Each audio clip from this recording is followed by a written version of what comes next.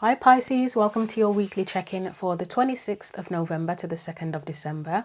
These messages are for Pisces Sun, Moon and Rising. Thank you very much to anyone who likes, shares, comments on the video, subscribes to the channel. It's all very much appreciated. If you'd like to book a personal reading, please see the description box below the video for information on how to do that. So I'm getting a tickly throat now. I don't know why all of a sudden. Anyway, we're going to get on with your reading. These are the oracle decks I'm going to be using for today's reading. Just to point out, we've got a full moon, on Monday the 27th of November. So any messages that come out, if you do want to set intentions for the full moon, and as we know that full moons are often about releasing things, you may want to take the messages into consideration to help use them for intentions you want to set for the full moon. That's your choice. So let's get on with it. So we're going to start off with a message from the Black Moon Lilith Cosmic Alchemy Oracle deck, which is a huge mouthful. It's a brand new deck that I've purchased, and I found that I really connect with it straight away. The author, Adama Sase, she's an astrologer, and she is very much focused on Black Moon Lilith. But she is an astrologer in general, so I find the messages really helpful, and it's helping my knowledge of astrology as well. So it's been really useful for that. But let's get a message from that deck to start off with for you. So what is Pisces' message? What does Pisces need to know? Pisces Sun, Moon and Rising for the 26th of November to the 2nd of December. And we are, as you are watching this, you'll be in Sagittarius season. So that will be just starting. So what is Pisces' message? That was easy. So we have Eve, Divine Feminine Awakening.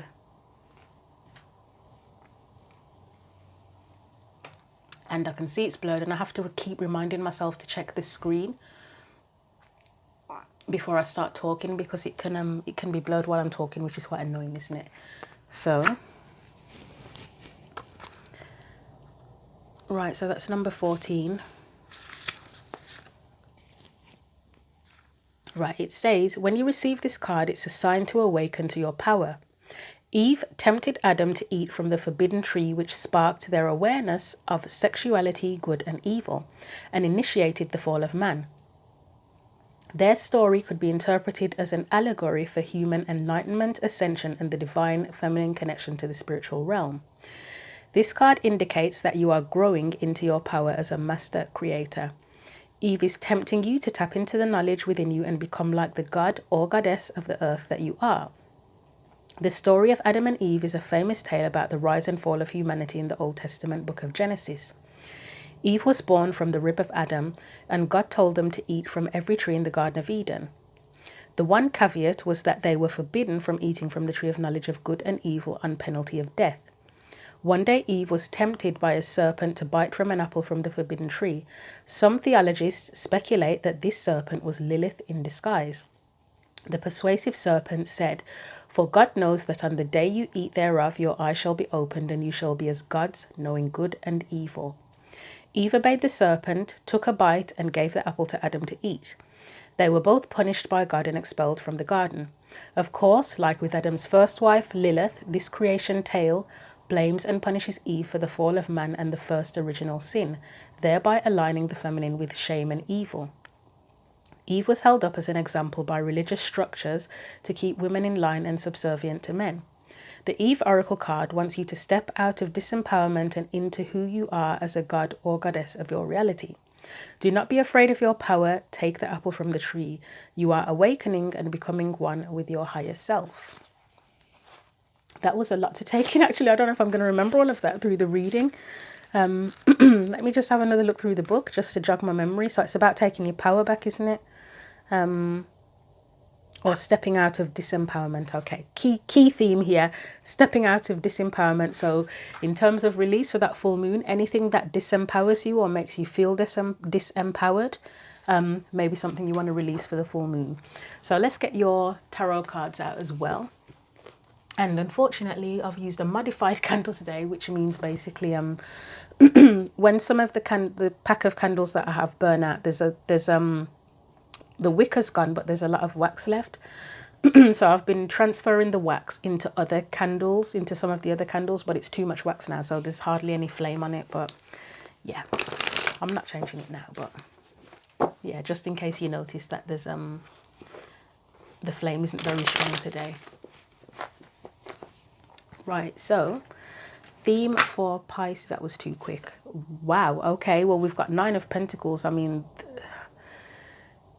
for me, 9 of Pentacles, it can be about comfort zones. It can be about independence, liberation, confidence. So that's, I would say, there are 2 sides to this. So on the one hand, you could say that this person is empowered because they have everything they need. And the 9 of Pentacles, I would say, is a person that's created their own abundance and they're relishing in it. Is that the right word?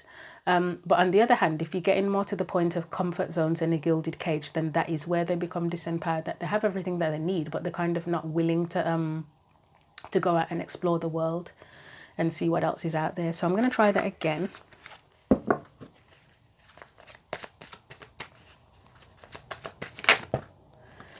I'm going to try it one more time because that kind of felt weird. So it's the star that this time that came out. One more attempt at the theme for Pi. There we go. 7 of Wands. So that would be a need to fight against anything that makes you feel disempowered, protecting yourself, protecting your energy, protecting what's sacred. So your energy is specifically Ace of Cups. I mean, my first initial thought for that is self-love. It's also considering what fulfills you, what you have to give as well. And that's your energy specifically. So external or surrounding energies is the Page of Wands. So we've got, I mean, the Page of Wands for me, he's an explorer. I mean, I mentioned with the 9 of Pentacles coming out that about not exploring the world outside of the comfort zone in the gilded cage. So that kind of has a relevance to that. You may be doing a bit of inner work at the minute in terms of self-love and identity. That's a possibility, but we'll see what the clarifiers say. And guidance as well. What's the guidance here? The words protecting your heart or protecting my heart are coming to mind in the reading. So guidance, we have 6 of Cups. It's a card of nostalgia, memories, gifts from the past, old ways. Let's get the clarifiers out for you. So 7 of Wands. Why is the 7 of Wands here first and foremost, please? 7 of Wands for Pisces. Why is that there? 7 of Wands clarifies the 7 of Wands. I'd say it's very much about protecting what's sacred. I mean, so you've also got the 6 of Swords, and I'll find out what comes out after that. So 7 of Wands again, standing up for yourself, standing up for what you want. Maybe it's something you need to do or you are in the process of doing. I believe your last reading, yeah, that was fun. What was it? Pisces version 2.0 Powerhouse Edition, and that was about becoming stronger, wasn't it, I think, and more yourself and standing up for yourself, if I remember correctly. So 6 of Swords for me, I always feel like this guy is the Hermit. He looks like the Hermit to me. And to me, that's your sense of inner knowing and inner knowledge. And it's almost like you're assisting yourself with whatever you hold that's sacred in that box, whether that be your values or beliefs or whatever. And it's moving on to a more peaceful place, carrying what's sacred and allowing your inner knowing to guide you. And then we have the Devil. So let's see what else comes out after the Devil, because that is the things that hold you back. That's the restrictions, isn't it? That is the disempowerment. I mean, you're facing, right, so the peaceful element here, the 6 of Swords, is moving away from that Devil. And then the 7 of Wands is like, it's kind of willing to stand up, and it's almost like it's protective. It's facing the Devil, so that would be willing to stand up against the Devil if necessary. But I mean, there's the peace side where you're moving towards peace, but willing to stand up against any harassment. I don't know why the word harassment is coming to mind, but anything that disturbs your peace, basically. Right, what comes after the Devil, please? So we have, right, it was the 6 of Cups first again. And then we have the Knight of Pentacles. So I'm going to clarify both of these. I'm going to do the 6 of Cups.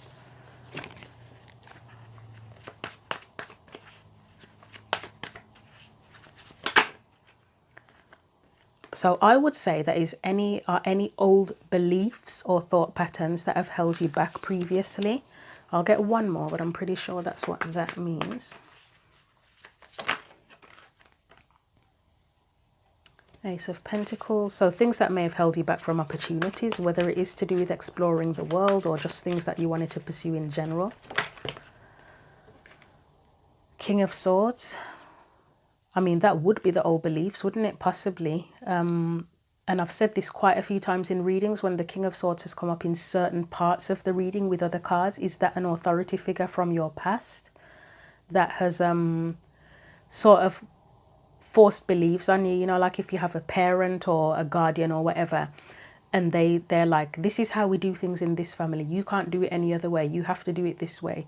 That sort of authority figure. Or it could be just a part and represent a part of your old belief system, or the things that have told you what you can and can't do, but they've given you no freedom. So Knight of Pentacles, it kind of feels like it's maybe that you may be in the process of taking the steps to stand up for things more, stand up for what you believe in more, and to move to a more peaceful place by standing up for yourself. But let's see. Knight of Pentacles. So for me, Four of Wands, foundations, and that's where you've built a foundation, isn't it? And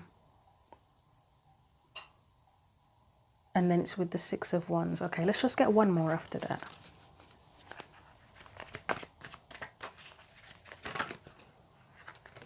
So you've got the Two of Pentacles there. Empress, it was kind of in reverse, but I'll keep it upright. So Knight of Pentacles, it can be either a need to, or you are in the process of building a stronger foundation. You're actively taking the steps to build a stronger foundation for yourself of your own beliefs, what you feel is valuable, in terms of being seen, heard, respected. This Two of Pentacles,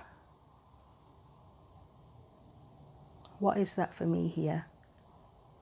I feel like it's part of that Knight of Pentacles energy of balancing things out so that you are more empowered, because the Empress is an empowered person, aren't they? Like and she is balanced as well. Like she's very nurturing, loving, giving, but you expect that she probably, I mean, obviously if you're going on the, not the darker side, but the, I don't know what to call it. I'm going to say shadow side because I can't think of another word, is that she's over giving, like too generous and can be taken advantage of. But for the most part, you sort of see the Empress as having boundaries as well as being nurturing, because she is all of the queens rolled into one. So it's almost like this Two of Pentacles, Knight of Pentacles go together, and that's like you redressing the balance and taking the necessary steps to create a stronger foundation in yourself and as a person, possibly. Or where there's areas of your life that need where you need to stand up for things more, because it's not, we can't assume that it's your whole life, can we? It could just be one particular area of your life. So yeah, finished with that. So the main theme, becoming empowered, isn't it? Becoming empowered, that would be the main theme overall, or becoming more empowered, because let's not assume that you're completely disempowered. It could be just one particular thing. So Ace of Cups, as I said, my first thought was self-love. So that might be something you are feeling, you're creating, you're nurturing at this point in time, that you're on a self-love trip, basically. But let's see, Ace of Cups for Pisces, Sun, Moon and Rising. God, right, I'm not taking all of that. I will take the first one that came out, and I'm going to put the rest back because that just feels like they've slipped out of the deck as opposed to came out. So we have the Four of Pentacles, right? I mean, that could, depending on what comes out next, that could be you protecting your energy and your values, because that's what's valuable to the person, your resources as well even. I wish I knew what these sticks were. I don't think it says in the book what they represent. If anybody knows what that's about, please let me know. It's probably some sort of, it could be a symbol actually. You know, like the squares, triangles, etc. Represent the elements, and I can never remember. I think a triangle or something represents air, the rest I'm not sure, but the square could represent earth, possibly. Don't quote me on that. So let's look at the Ace of Cups. Could represent foundations as well, but let's see. Right, we've got the Three of Pentacles. Okay, that does feel protective actually. I will clarify that Three of Pentacles on its own, but ooh, that's interesting. See, we've got 3 pentacles there. We've got 1 pentacle here with the Ace of Pentacles, which makes 4. It's almost making me think that you're conserving your energy for yourself. Not in a completely selfish way, but maybe you are someone who gives too freely, because the Three of Pentacles is about cooperating with others, sharing with others, working with others.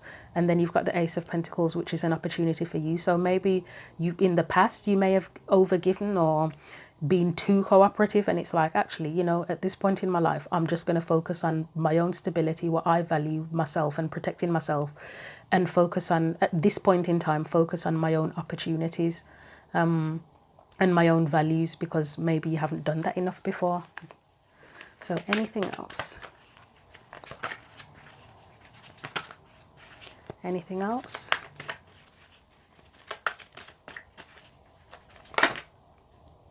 Well, I'll take the World. Trying to take, yeah, we'll take those as well. So the World, it's a new cycle, isn't it? It's a new opportunity. You are probably, if your readings are kind of matching up for you consecutively, like different chapters of the same cycle, after that Pisces 2.0 version 2.0 thing, it wouldn't surprise me if you were in this kind of energy now of protecting yourself. And just, yeah, protection is a big thing here. Standing up for yourself. See, these energies, Knight of Wands, Queen of Wands, they're out for themselves, but not in a bad way. It's just that they're doing their thing. You know, that whole thing about, oh, I'm doing me, that kind of thing. It's you're doing you at this point in time. That's the kind of energy I'm getting here. So as I say, that Ace of Cups about the self-love, I think that might be, yeah, that might be it, hitting the nail on the head. Let's have a look at the Three of Pentacles just to check. And I mean, Pisces can, as well as Cancer actually, can be considered quite like empathic and that kind of thing, and like caring for others. Not that other signs can't, but just that Pisces, and I'd say Cancer in particular, that comes up quite a bit. So it wouldn't surprise me if you got to a point, and this is going by stereotypes, which I will point out, none of us are stereotypes. We're all individuals with all our own psychological shit going on and astrological shit going on. But yeah, if we're talking typical Pisces in astrology, yeah, you could be quite overly giving, and it may be to the point where it's like, nah, I need to focus on myself for now. So Three of Pentacles,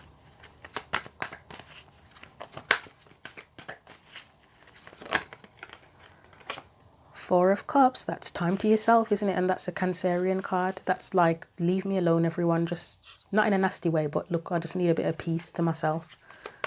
It's almost like the cups are protecting him as well, aren't they? Like if it was you imagine it kind of being like a spell, and they're protecting him while he's meditating and figuring stuff out. Let's get one more. That's a Cancerian card as well, isn't it, actually? So both Cancerian energies, right? And then I always look at this Four of Pentacles. This is actually Capricorn. It's Sun in Capricorn. But it always looks like a crab, the way he's protecting his assets. It looks like a crab. So it's almost like I know Capricorn and Cancer are opposite in astrology, which means that Cancer is the 7th house of Capricorn, which is 7th house is relationships, isn't it? How you relate to people. But anyway, that may or may not be relevant to somebody. Maybe someone has Cancer or Capricorn as their sun, moon, and rising, as well as Pisces as either their sun, moon, or rising. That might be relevant. So yeah, let's get another one from that moon card, because that would be keeping, that could be an energy of keeping to yourself as well, or keeping things hidden. Oh my God, that's another Cancerian card, the Chariot. If there is something very relevant about Cancer for you, Pisces, whether it's that you know someone who's Cancerian and relevant, or that is a major part of your birth chart, there's a link in, I don't know if I've said this already now because I've said it so many times here, there's a link in the description box for a website that can generate your birth chart if you need to do that. But yeah, if there's something specifically Cancerian that you need to kind of, yeah, you want to mention in the comment section, feel free. And divine feminine energy, I know it's connected with Venus, but you could say that Cancer, because Cancer is connected to the moon, Cancer and Pisces are connected to the High Priestess as well, which is divine feminine energy in tarot. Yeah, that's interesting. So, right.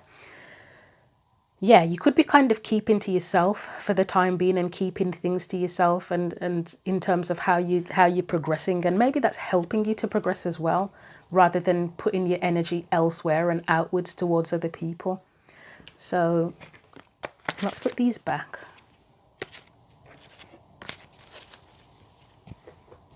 So your energy, as I say, I'm getting self-love, taking care of yourself, replenishing your cup, doing your own thing, doing you basically. Let's look at the Page of Wands. As I said, that there's something there, can be exploration, identity. I feel like this is more, even though it's an external energy, it's an energy that is inspiring you to kind of maybe explore your own identity more, to be honest. I mean, that could be a reason why you'd need to protect something sacred.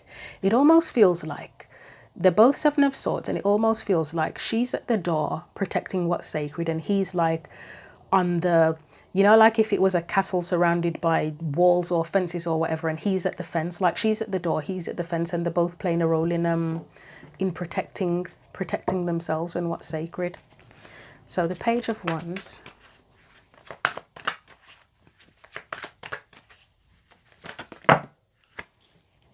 You've got the Knight of Swords. Oh, and the Page of Swords. I mean, the Page of Swords, for one, can be a card of learning new truths, needing more information. I'll probably clarify the Knight of Swords. You might be discovering your truths or your beliefs actually here with that Knight of Swords and Page of Swords, like figuring out what you want to express or how you now want to express yourself to the world. Got the Nine of Pentacles. What else? Okay.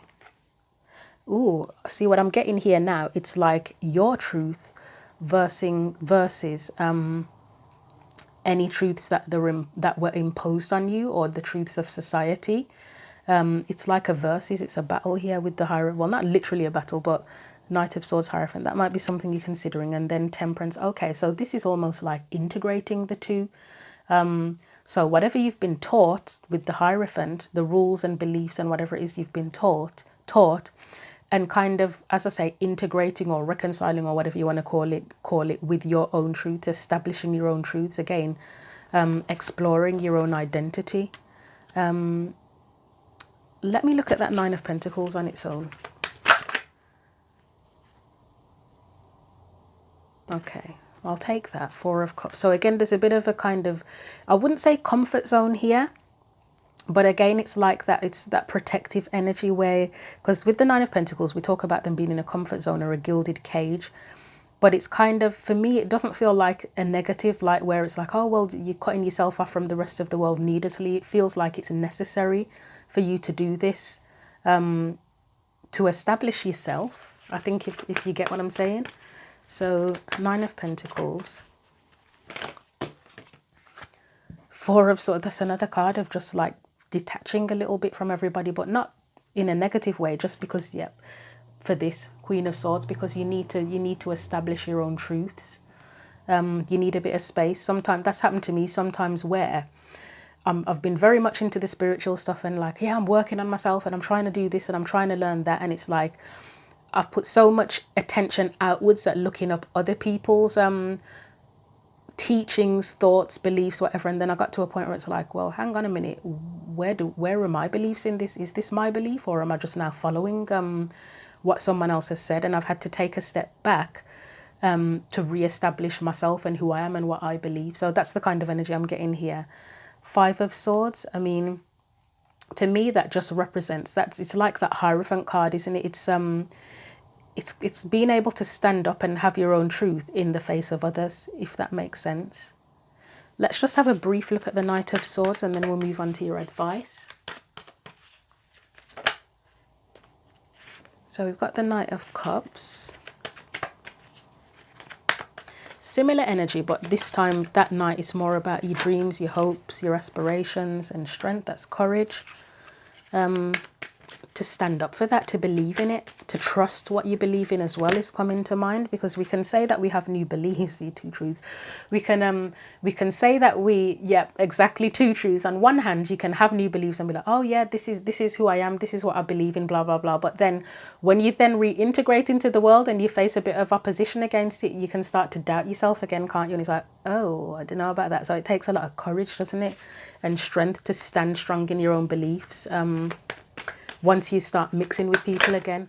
I mean, if you wanted to, you could choose to be in hermit mode forever, but then it's a big wide world out there. No man's an island. It's like, do you want to do that, or do you want to be able to go out into the world and be who you are without worrying about who's going to disagree with you? Because there will always be people who disagree with you or have negative opinions of you. I think one of the things that one of the readers and acquaintances, Aquarian Insight, who's now on Odyssey, one of the things she said in the past, which I completely agree with her, is you could be an absolute angel on earth and someone will always find a way to criticize you. That's how life is, isn't it? Unfortunately, I've seen it myself, where it's like no matter how much good someone can do, and I don't even mean superficial good, like they haven't put a foot wrong, to be frank, there will always be some way that someone can create some story that demonizes that person. And it looks like, it's just a thought I have, but it looks like now in society that people are just constantly finding ways to demonize people now. It's like if you can't find anything that they've actually done wrong 50 years ago, like somebody said something bad 50 years ago and people are finding ways to demonize them for that. If you can't find something, then people are creating stories and conspiracy theories. And that's why I wouldn't rule conspiracy theories out, but I try not to get wrapped into them, because I'm like, we don't know where these stories have come from. We don't know who's made it up. How do we know that someone hasn't just made something up because they're jealous of someone, or they have some sort of we don't know what their motives are, basically. So it's hard to know what the truth is from a lie. So that's why I don't get wrapped up in conspiracy theories. But, you know, there's a lot of stuff out there where even if there's literally zero evidence of someone doing something, someone will make up some crazy, well, it may or may not be crazy, I'm not going to say that, but they'll have a conspiracy theory about the person that no one can prove it either way, can they? Because there's no evidence to show it. Right, so let's get past that. The whole point was about standing strong in your beliefs and who you are and not worrying, trying to get out of worrying. And it's much easier said than done. I'm still trying to learn this lesson myself, where people have negative things to say about you, demonize you, criticize you, and still standing strong in who you are and your beliefs and not worrying about, oh my God, I've done this wrong and I have to change because of this, and I have to be careful what I say and do and breathe. And, you know what I mean? To the point where you feel like I can't even breathe because people are going to think I've done something wrong. So anyway, that's the two truths there. Your own beliefs and concerns about how you're going to be perceived, I would say. So I'll leave that there. I know I can rant about stuff sometimes, but I don't know, maybe someone finds it useful in some way, or they relate or something, and that's helpful.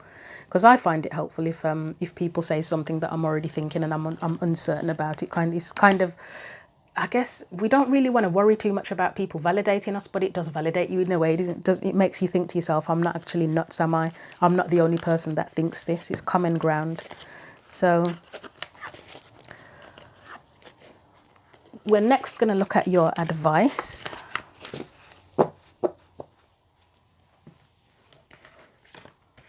Which is the 6 of Cups. And I'm going to clarify that because I'm not 100% certain.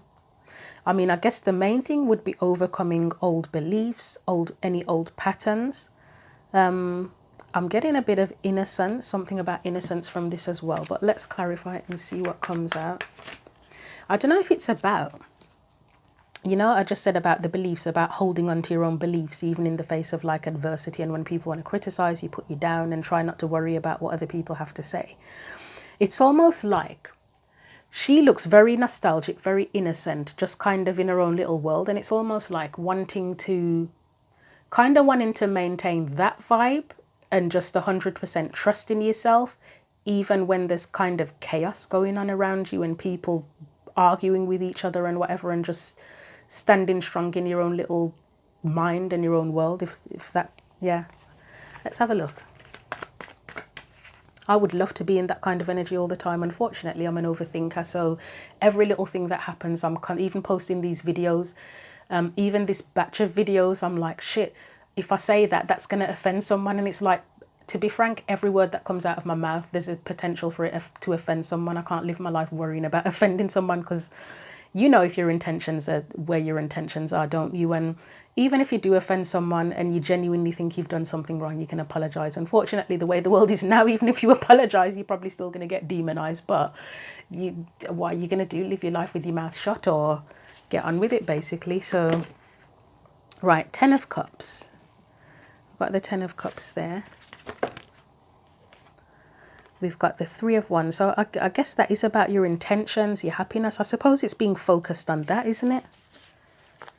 But as I say, there's a sense of innocence there. So pure intention, I would say. Focusing on the purity of your intentions in life, what you want to achieve, who you want to be. And not trying your best not to let things come in and disrupt that. And even when stuff does come in to disrupt it, and the Hermit comes up, that's brilliant. That you can kind of regain the sense of balance and refocus on your pure intention. So the Hermit, and we've got the Queen, that's standing in your truth again. I'll get one more and then I'll speak about that Hermit.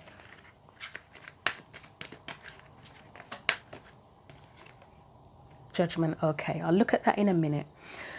The Hermit, so it can be said about the Hermit that for some people, I know we think of the Hermit as going off in a cave and being on his own and having his own knowledge and beliefs on his own in his cage. But for some people, they are able to have that Hermit energy no matter where they are, no matter what the circumstances are. They can somehow, they've gained the ability to kind of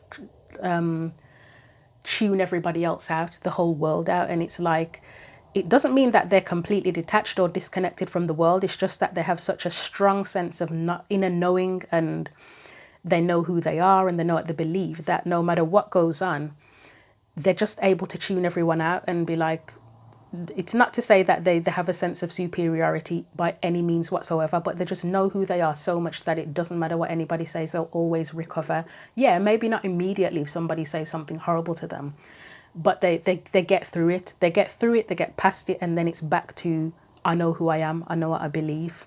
Let's get back to my intentions, my sense of what makes me feel happy, fulfill the intentions I want to put out in the world.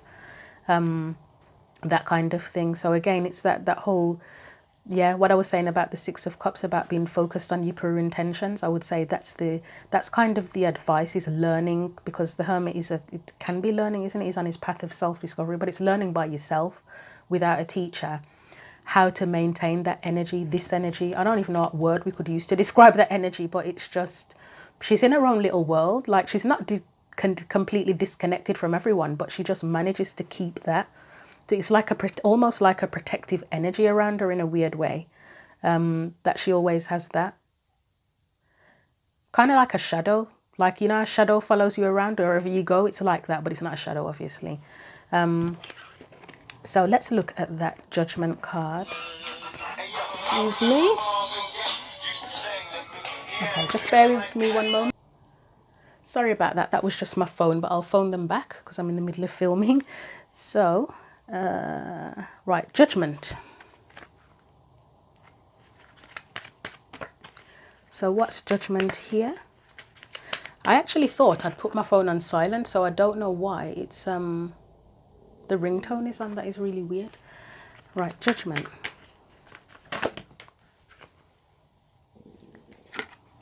So we've got the King of Wands. I think this might be a rebirth for you. In terms of that, if going back to that previous reading about Pisces version 2.0, this is the rebirth, or the advice to just continue with the rebirth in having that sense of confidence again. The King of Wands is a person that wouldn't he does what he does, and he gets on with it, doesn't he? He's not going to let anyone stop him. He's not going to let people change his beliefs. He just gets on with it, gets on with his life, pursues his path, and doesn't let anything get in the way. So it's a similar energy. That 2 of Swords is back again. 7 of Cups.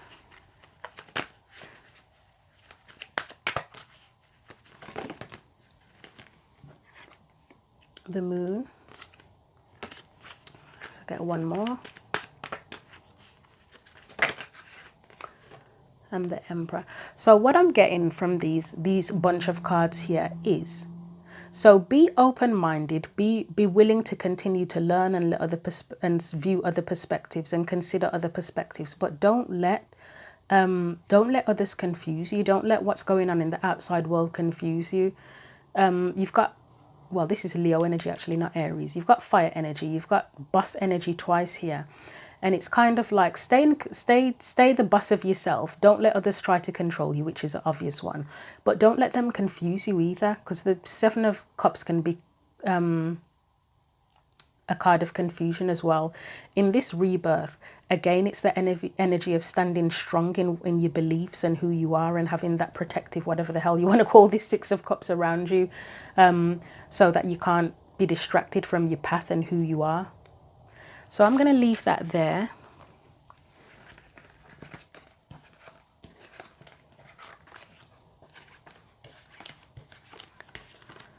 And get you a final card of guidance from the Power of Love deck.